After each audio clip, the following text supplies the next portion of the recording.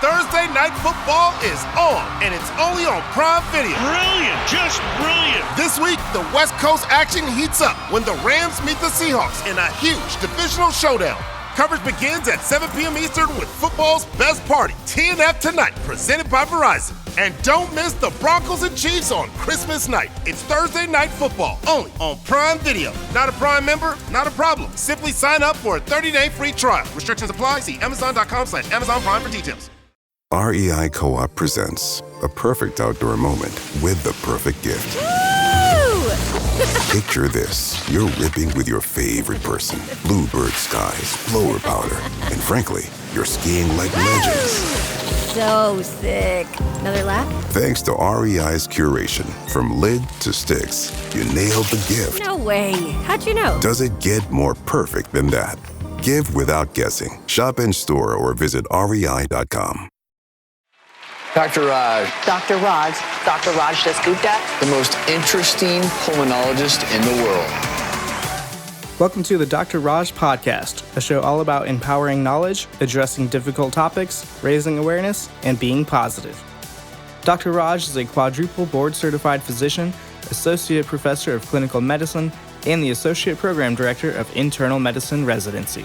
He was a co-host on the TNT series Chasing the Cure with Ann Curry, as well as a regular on the TV show The Doctors. And now, here's our show. This is going to be the way to start closing the gap. Am I saying it correctly? You are saying it correctly. Okay. I actually have 3 very, very specific tasks. Something that I call a daily 30 and 30. Oh, and okay. The way I write it is 30/30. 30 seconds of uninterrupted eye contact, followed by a 30-second immersive hug.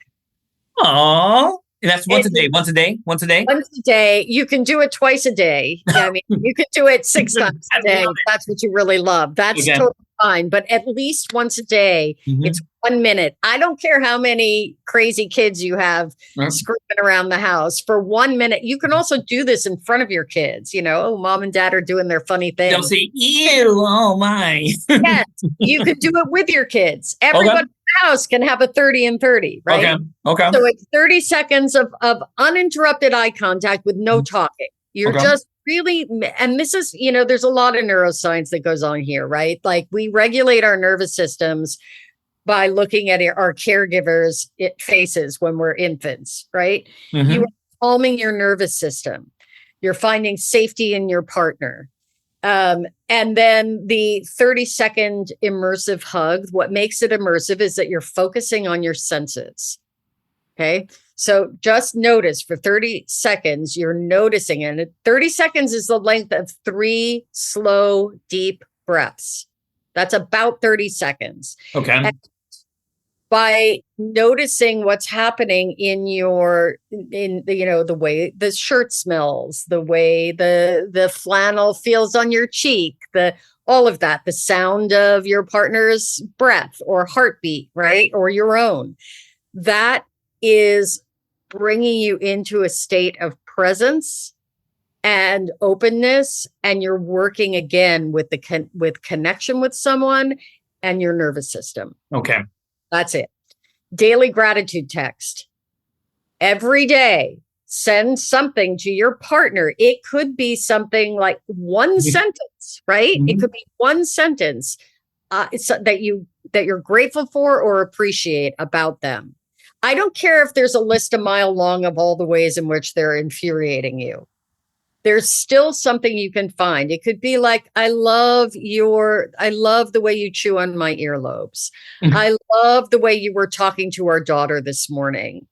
I'm so grateful that, you're my partner. It doesn't, whatever it is, just one small text every day that is not connected to any other, just one bubble of gratitude. And then the last thing, the third thing is not a daily practice. Those 2 things do every day. They take very little time. Weekly check-ins. And those check-ins are, you put the phone down, you look at each other, you stop everything. You're doing it when the kids are asleep. You're doing it when you're just alone and you sit down with no distractions. What are we celebrating this week? What did we do well together? And what do we want to cultivate for next week? Okay. Next. So kind of like a preview of what we're going to be doing. Yes. This past week, what are we doing well together? What are we celebrating in this past week? And what do we want more of or less of in the next week? Just 1 week at a time. I love those. I mean, I got to tell you, these are, once again, not the hardest tips to do. And people might even realize they're kind of doing a couple things. You know what I mean? I was tempted during our conversation to send out a quick "I love you" to my wife while we're texting. You know? Yes. Hey, these are great. So let me do this because I'm excited to integrate the knowledge that we have here with our next awesome topic. So I got to tell you, this has been super helpful. I've been loving this over here. So I'm so glad. So are you excited to talk about our next topic? I am. Okay. All right. So anyways, let's say goodbye to desire and discrepancy. I think everyone's got some amazing tips, and I just can't wait to you actually try these things at home, and I hope it makes a positive difference. All right. Here we go. Next topic. So this one is called the orgasm gap. And I know when we first started talking last episode, you talked about how it could be a little awkward to talk about sex. I just say that word and I got a little, feels weird me just saying it. You know what I mean? Any word out of my mouth is going to be like cardiovascular. What is the blood pressure? You know what I mean? It's just weird even talking about this. So let's go with definitions. Make me a smarter person. What exactly is this orgasm gap? And it sounds fake. Is it fake? Does it really exist? It's I'm laughing because no, it's not fake. The orgasm gap is look, it's when it refers to, on a big global broad level, it's the fact that men have more orgasms than women. And on a personal level, it's that when you have a heterosexual couple, that the man has more orgasms, the male partner has more orgasms than the female partner in general. And so there are a lot of studies and there's a lot of data and it's all self-reported, right? So you'll see a variety of information. But the most commonly cited study has men reporting that they orgasm 95% of the time when they have intercourse. Question.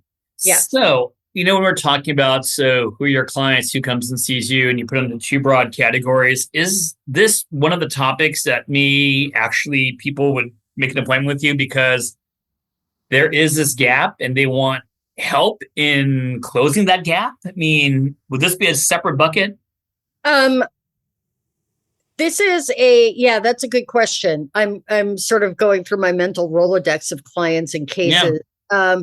I definitely have a good number of people coming to me at where the woman is having trouble having an orgasm. Oh, wow. And would this be a good both in the same room at the same time and make the other person feel kind of bad? Or is this kind of like, hey, let's just focus on, let's say it's a woman and dig deep first and then see what happens?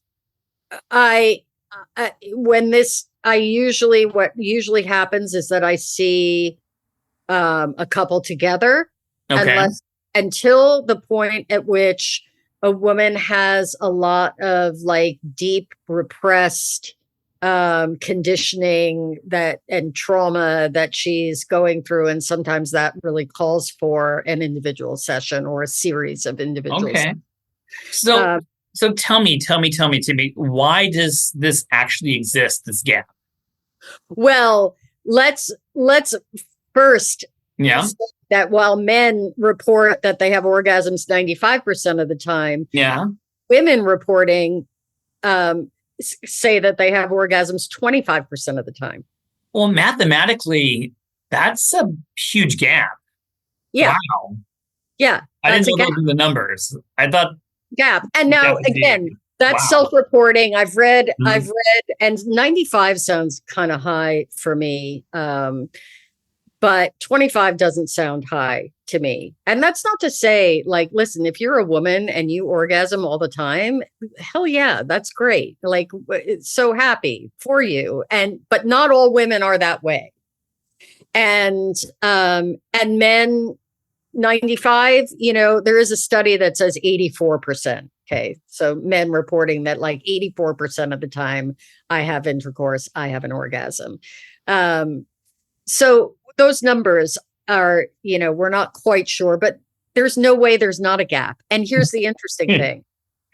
Women's numbers look exactly like men's when they're self-pleasuring. Oh, okay. So it's not that women can't have orgasms, it's that they're not having orgasms when they're with men. Okay. So this kind of leads me, to, I think the broader question is that what are we, and when I say we, I mean me, a man, what are we getting wrong about a woman's sexuality? Did I phrase that correctly? Yes. Okay. Yes. And it's not just men. Like, I want to be really clear here. Okay. A lot of people ask me, are men the problem? Are women the problem? Like, who's the problem here? Seems like men are the problem, like, all the time. Yeah.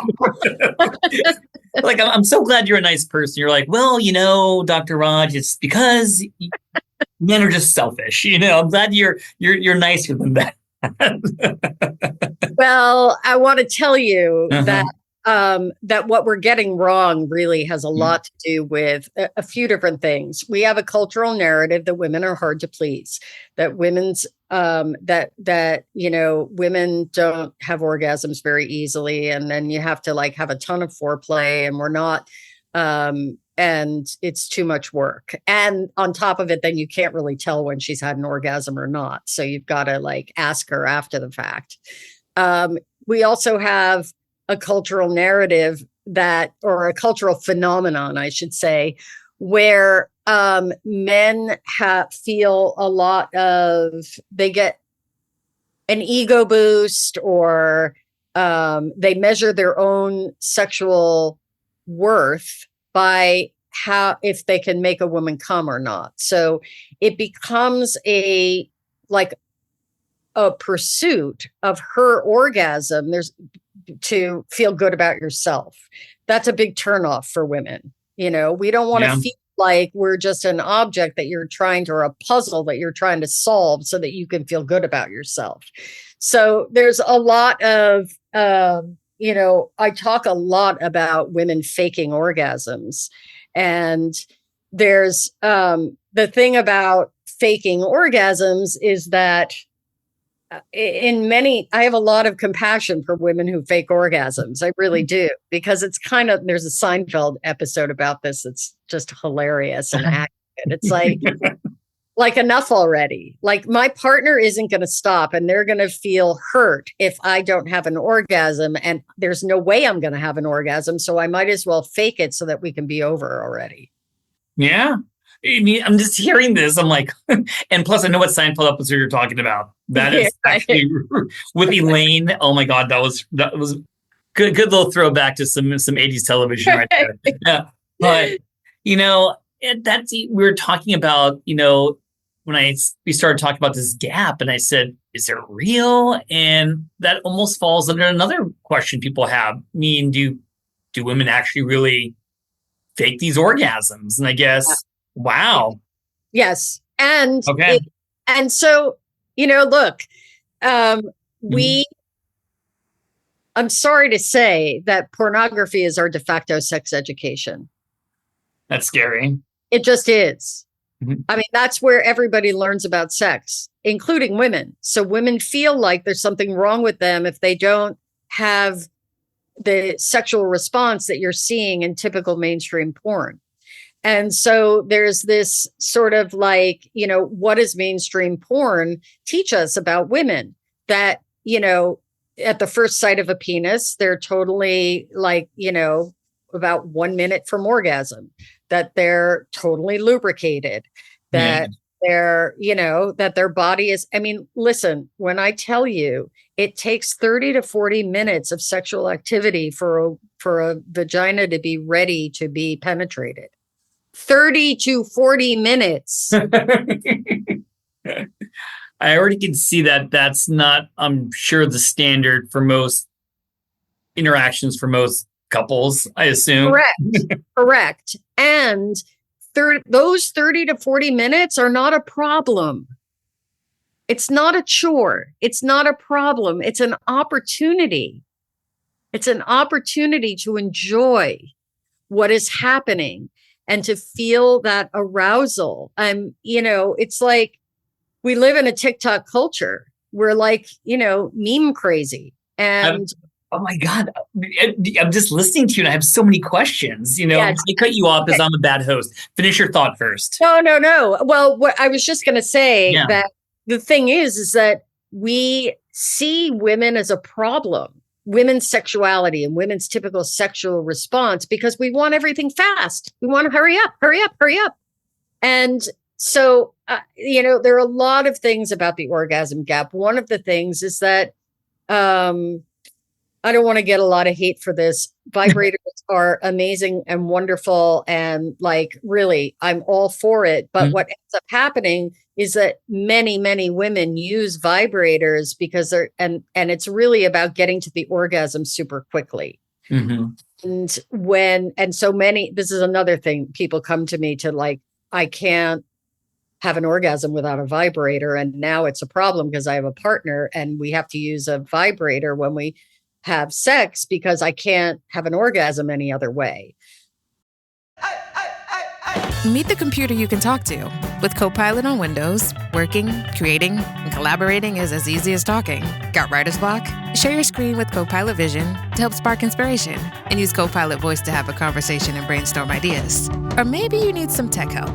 With Copilot Vision, Copilot sees what you see. Let Copilot talk you through step-by-step guidance so you can master new apps, games, and skills faster. Try now at windows.com/Copilot. Say hello to the all-new Alexa Plus and see how Alexa can do so much more for you. Need tickets to see your favorite artist? Craving your comfort restaurant? Just sit back, relax, and talk naturally. Alexa's on it. It learns your style, anticipates what's next, and makes it happen across Echo, Fire TV, and more. Learn more at amazon.com/new Alexa. Yeah. Well, and that's almost like we're talking about, you made a Seinfeld joke.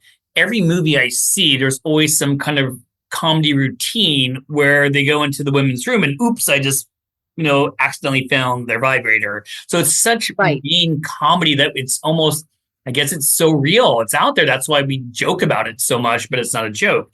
So my question that made me shoot my hand up when we're talking is when you mentioned about 30 to 40 minutes that it takes to get to the zone where you could achieve a female orgasm, a woman orgasm, maybe it's hard for the man to last that long. And maybe they want to, but it's not easy because maybe they're really into it, but it's hard to last long enough.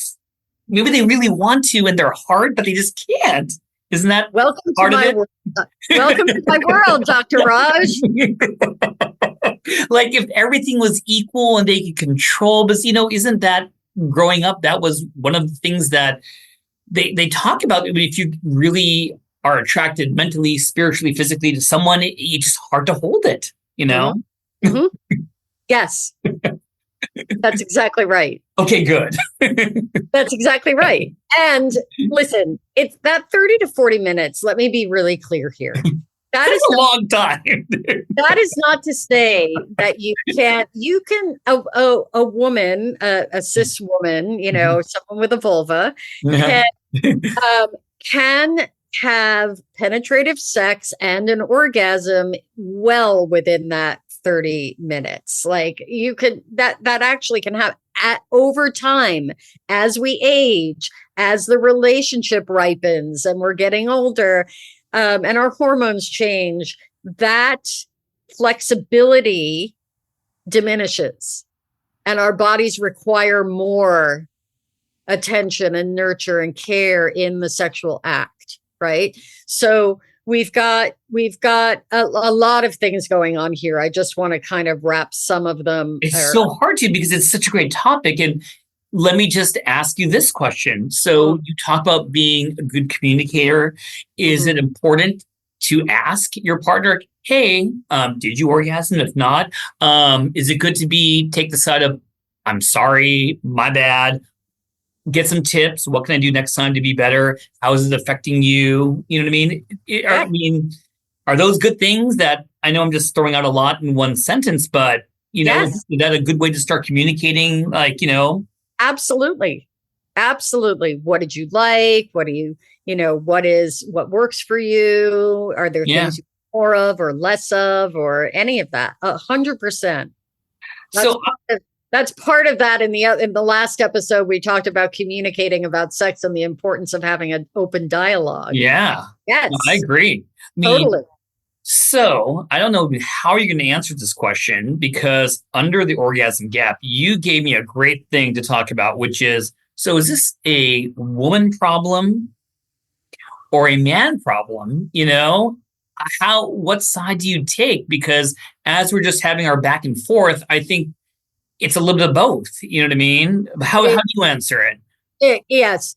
The way I answer that is that it's an opportunity for men and women to learn about each other and to collaborate on a satisfying sex life.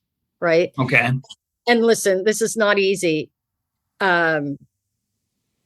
Clearly it's not easy, but there are a lot of different, look, I work with a paraplegic, male client who has no genital function, right? Okay.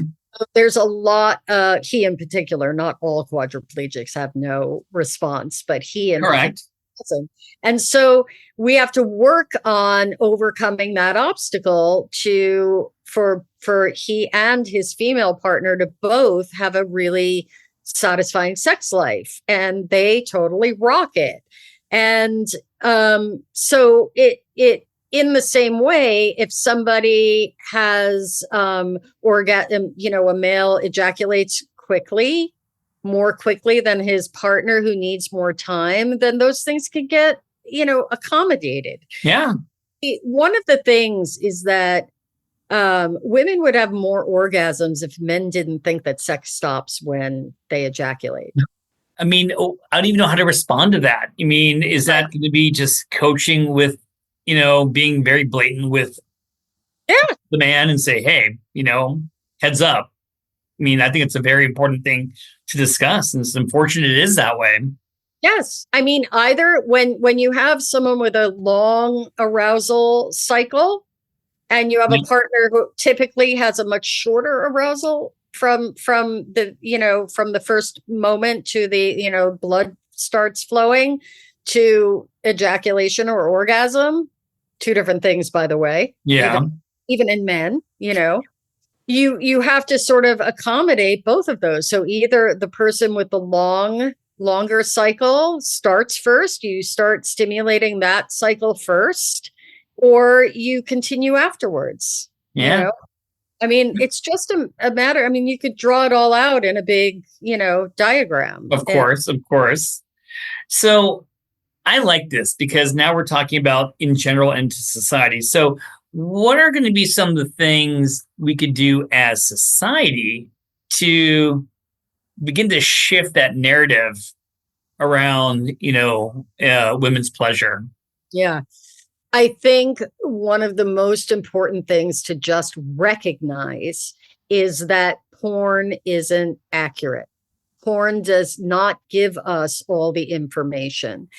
For me, if I had my way, we would have pleasure-based sex education.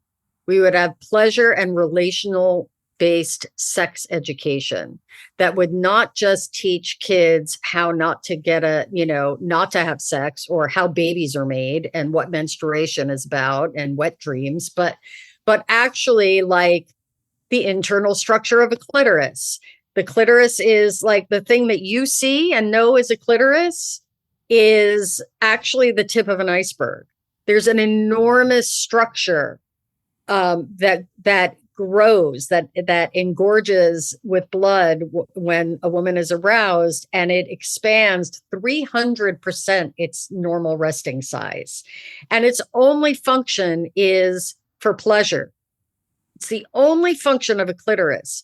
And you can take a look, Google it.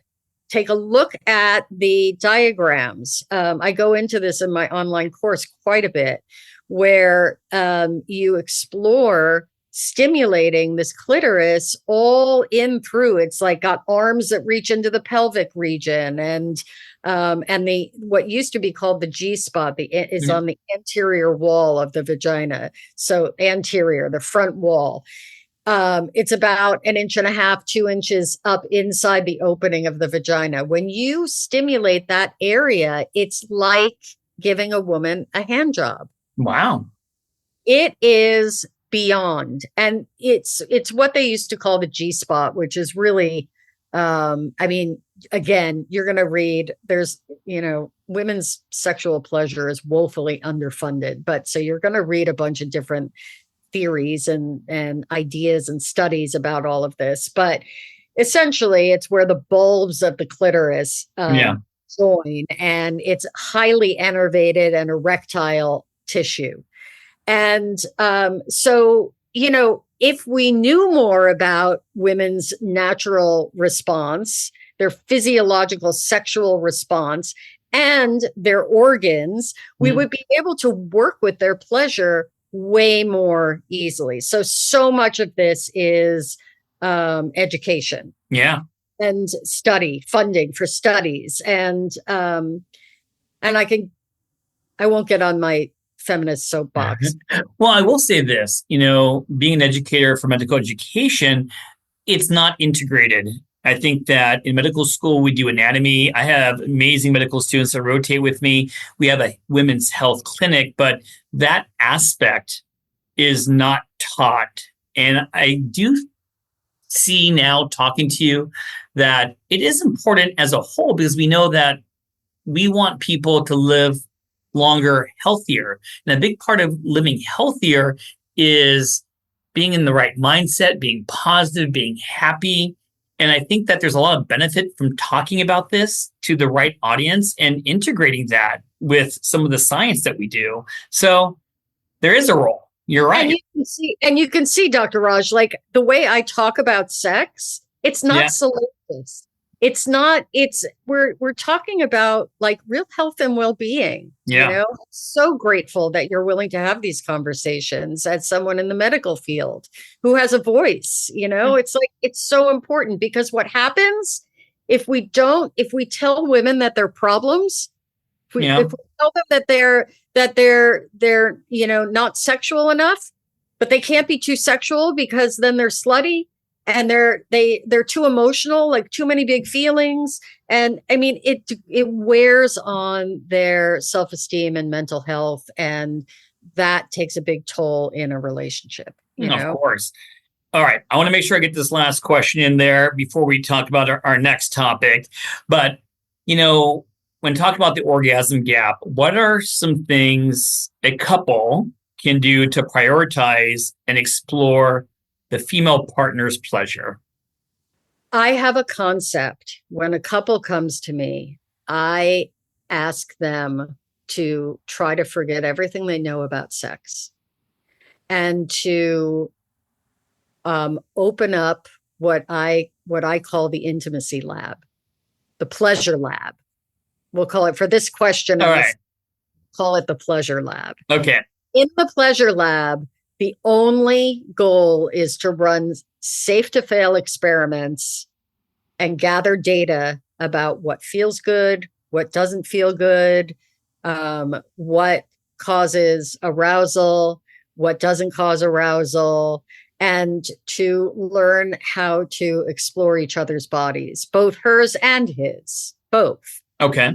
And to just leave all the ideas, all the conditioning, what's right or wrong, just get in there. We have these incredible bodies that we walk around in that are pleasure machines.